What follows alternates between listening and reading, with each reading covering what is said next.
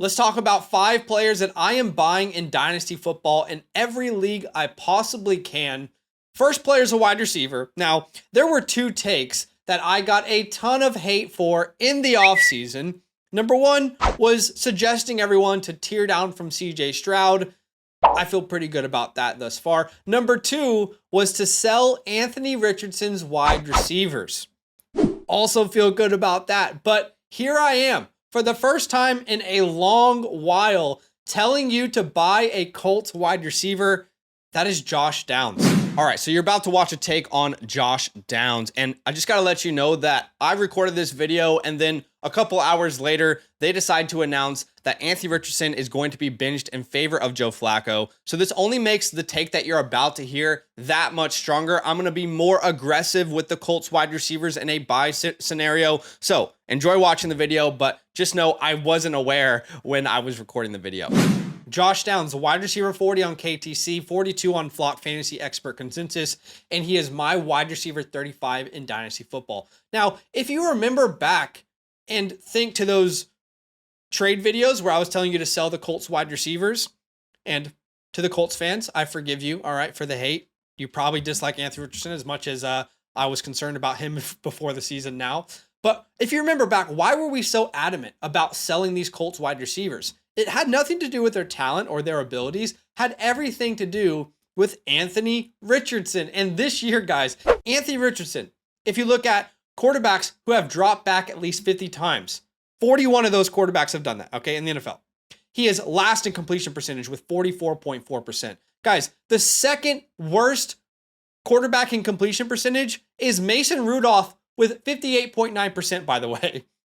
He is last in adjusted completion percentage, which actually takes away any sort of like throwaways, right? So second worst in that category is Bryce Young at 66.7%. He has the 38th out of 41 quarterbacks worst PFF passing grade.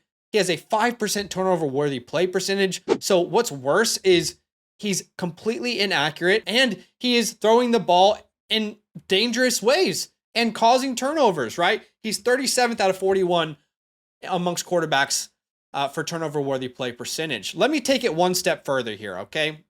And I'm sorry to the Colts fans out there. I'm not trying to be that guy, but shout out to Pat McAfee. They actually had this graphic up on their channel today. Anthony Richardson ranks 222nd in completion rate amongst the 225 quarterbacks with 250 plus dropbacks since the year 2000. So why am I telling you to buy Josh Downs now? Well, I'm telling you to buy him right now because I don't think Anthony Richardson is the long-term starting quarterback for this team. I don't know how much longer they can afford to start Anthony Richardson. They're 4-4 at the time of recording this. They're a 500 team. They were just battling for number 1 in their division last time out versus the Houston Texans. How long can you put up with mediocrity? I have no doubts that Anthony Richardson is not the long-term answer for the Indianapolis Colts. Most athletic quarterback of all time, but it just doesn't matter at some point if you can't complete a simple pass, if you have no touch on your throws. So it's quite literally a scenario where you can only go up from here. And look, with respect to Michael Pittman, I just believe that Josh Downs is the best wide receiver on this team. Both are great buy lows, by the way, so go get Pittman if you can as well. And I know they're different players, different alignments, different body types, but this air attack, in my humble opinion, is best funneled through Josh Downs. Let's look at Josh Downs, because ultimately what you're hoping for is just competent quarterback play in the future if you're buying him right now. And I'll show you a trade in a second that I made. But Josh Downs in 2024, his averages, if you look with A-Rich and with Joe Flacco, it's 5.7 targets to 10 targets per game. So you can see this team wants to throw the ball more. They just don't trust Anthony Richardson. His receptions go from 2.7 to 8. His yards per game up to 72 from 44. And his fantasy points per game from 9.6 to 19.2. Now look, 19.2 points per game is an unrealistic expectations for Josh Downs, but it's definitely possible that he could have a season with competent quarterback play where he's averaging over 15 points per game. I mean, that's almost like Jalen Waddle type of fantasy usage, right? And in my opinion, whenever this team moves on from Anthony Richardson, you have a wide receiver in Josh Downs who has the potential to be ranked as a top 24 wide receiver in Dynasty format. So let's talk about some trade ideas. It typically goes without saying, but in case it doesn't, I can't tell you what he's going to go for in your league. Every manager is going to value players differently, but here are some ideas or some inspiration, and I'll show you a trade that I made. So for draft picks, if you can send an early second in 2025, I feel like that's pretty fair value for Josh Downs. I would do that personally. Now, here are some real trades that have happened in real leagues. We have the trade finder on Flock Fantasy, which pulls data from real dynasty leagues. So you can see in a 1 quarterback 10 team start 8, someone sent away Cole Kmet. They got Downs in a third. Beautiful. Get that done today if you can. Someone in a 2 quarterback 12 team sent away a second and a 4th round pick for Josh Downs. Beautiful. Get that done as well. Now here's a trade that I made for Josh Downs on a rebuilding dynasty team. We got Josh Downs, Trey Benson, Jalen Polk in a second, and we sent away Terry McLaurin, J.K. Dobbins, Tucker Kraft, and a third. So clearly right now with Terry McLaurin doing his thing, that looks great. But I'm still betting on Josh Downs long-term on a rebuilding team. I don't need a Dobbins on a rebuild. I don't need a Terry on a rebuild. And as far as players for Josh Downs, you can send names like Amari Cooper or Mike Evans or Tank Bigsby, Javonte Williams, J.K. Dobbins. These are some of the names that are equivalent value on most sites that you can kind of shop around with to go get a Josh Downs on your team long-term. And I would prefer Josh Downs in a rebuild over all those names that I just mentioned. All right, the second player that I think you should go buy is Jalen Wright. I love Jalen Wright, man. There is something special about this kid out of Tennessee. My RB34 in Dynasty, which is higher than most consensus websites. There's a couple of running backs in the 2024 class that we all kind of told each other, hey, when you draft this guy in rookie drafts, be patient because you're not going to see the return straight away, right? You just have to be a little bit patient. And Jalen Wright, amongst other names, and you can probably guess who I'm talking about, is just one of those names that we should be patient on. And I don't think you should have moved him down your rankings at all after what we've seen this year. Remember, guys, elite athlete, 9.81 relative athletic score, elite explosion grade, elite speed grade, elite athlete all around. And when he's gotten opportunities, all signs are pointing up, right? We are going stonks up. Jalen Wright in 2024. If you look at running backs with at least 30 attempts, he is 8th in yards per carry out of 63 running backs at 5.3 yards per clip. Very impressive. Missed tackles forced per attempt, he's at 9th. His explosive run rate is 1st amongst running backs with at least 30 attempts. Over 11% of his runs have been explosive. And then yards after contact per attempt, he's about middle of the pack. But look, there's just no way that this coaching staff can see what Jalen Wright is doing, performing well, and not want him to be more and more involved in this offense moving forward. And just yesterday, McDaniels was asked about Jalen Wright, and his reply was basically, here, I would expect a hard guy to tackle that continues to get assignments right to get more action. He can help us and we'll make the necessary adjustments to make sure that he can contribute to his skill set. McDaniels has a very good, reliable rating when it comes to Coach Speak Index for player usage. And more importantly, guys, this is why I say we need to be patient, because this was always a long-term Raheem Mostert replacement, right? Raheem Mostert is 32 years old,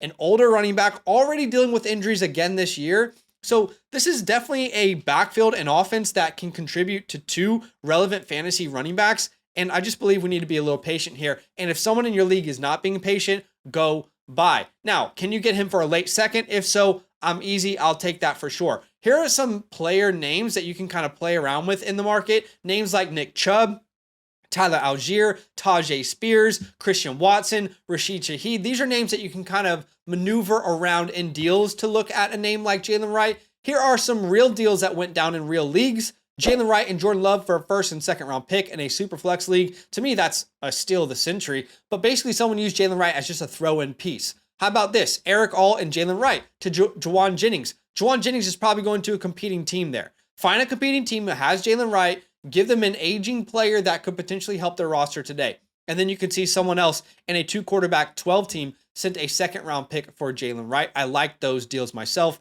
Go get him, man. There's no reason to not go buy Jalen Wright. The third player that I want to buy right now in Dynasty is Tua Tagovailoa. Look, the only reason Tua is even available for trade in Dynasty leagues is because of the concussions. I know this because in pretty much every league I'm in, when he went down with his latest concussion, everybody put him on the trade block. Everybody was like, I can't deal with this. This guy's playing with my emotions.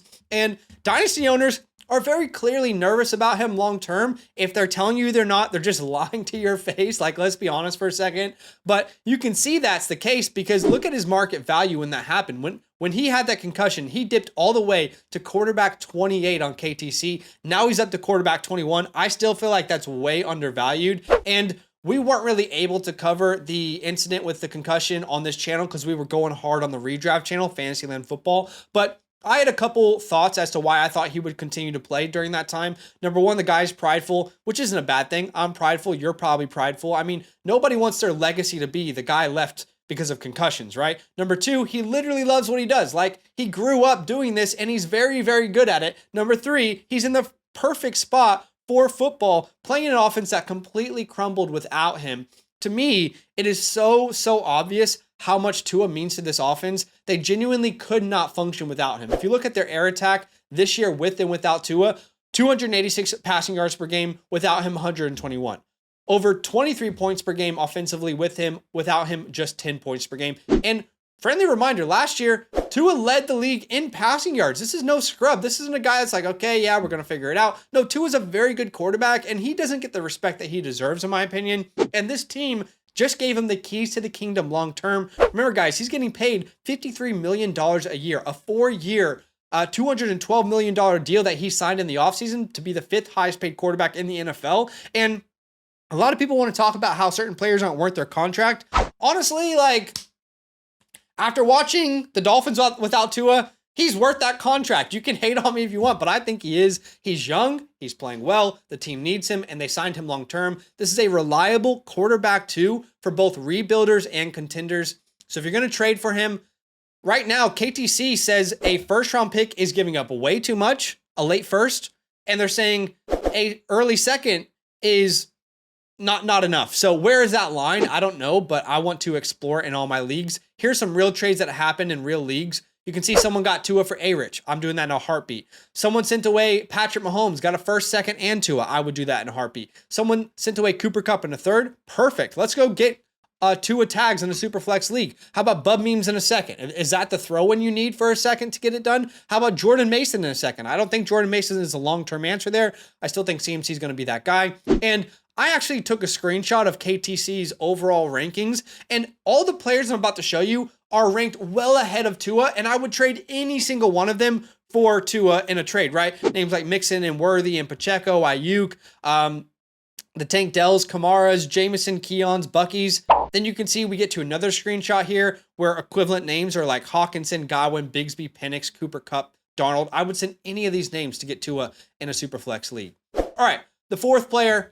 Let's talk about a sleeper that I think you should go trade for right now, Jalen Coker. All right, so you're about to hear a take on Jalen Coker. Yes, and again, of course, the Diontae Johnson trade happens just a couple hours after I record these videos. So again, I would only be more aggressive on a name like Jalen Coker in a trade. So enjoy the take. A lot of you guys are sharp in Dynasty, so you already know this name. My wide receiver 67. For most people, he's over 100 in their rankings, and that's okay.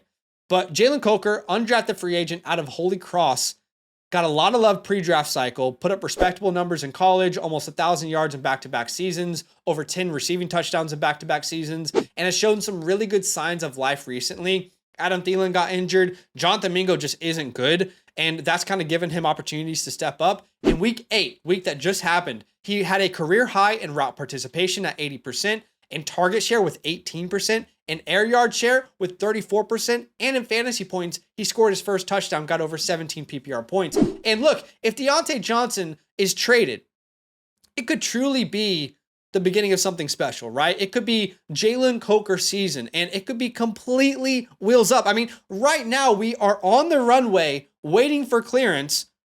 This could be wheels up, right? If this trade were to happen. And honestly, by the time you're watching this video, because I'm recording it on the 29th, by the time you're watching this video, he might already be traded, and it might be more difficult to go get Coker. You might have to pay a third. Right now, according to most sites, you can pay a 4th-round pick for him. I would do that in a heartbeat. I would give multiple 4th-round picks just to see what he could be. All right, last player, and I'm not going to spend too much time on this. That is Travis Etienne. Look, this is very, very simple. I won't go too in-depth. Number one, he's produced when given the opportunities. He's had back-to-back seasons over 1,400 all-purpose yards. He was extremely efficient in 2022. That was really the last season he had a decent offensive line. Number two, he's a round 1 pick, a prospect that I loved. Number 3, this team still claims he's the RB1. Regardless of if that is true or not, I'm willing to take the risk on what it currently costs to add him to your dynasty teams. And look, whether he's on the Jags long term or he's traded to a different team, the reality is I believe that this will be a contributor in the NFL. I still think he's good. I think it's like the common cool thing to be like, yeah, Travis Etienne sucks. I just don't agree. I don't agree that he sucks. I think he's been in some unfortunate situations. He hasn't really done exactly what we think he's capable of, but I do believe he can bounce back. And if you can send a second round pick right now for him, to me, it's a no brainer just to see what he could be. Even if it doesn't pan out, that risk reward to me makes a lot of sense. If you can send away a second and a third, you can see someone did that in a real trade. Alexander Madison, I would send away. DeAndre Hopkins, I would send away. Those are some real trades that have happened in real leagues. So like I said, go get you some Travis Etienne. I'm willing to take the risk. Maybe you are, maybe you aren't, but I definitely think it's something that's worth exploring. I appreciate y'all for watching the video. Do me a favor, hit that like button, show some love. Subscribe if you like the content. And the last thing I'll say is if you want a free account on Flock Fantasy, then go ahead and use the promo code LAND at sign up, LAND, and you'll get a couple things for free. Expert consensus rankings, the trade calculator, and the My Team Analyzer. And once you sync your team, if you actually want us to do a team review for you, you can go ahead and find the LAND guys over there, Zach and Vadaki, and we can review your team. You can also become a member if you want some of those perks. I appreciate you for watching the video, and I'll see you guys very soon. All love. Now that those idiots are done talking, who needs some rankings? Hell yeah, I need some rankings. Then use promo code LAND, LAND, for 30% off any membership at FlockFantasy.com. Oh.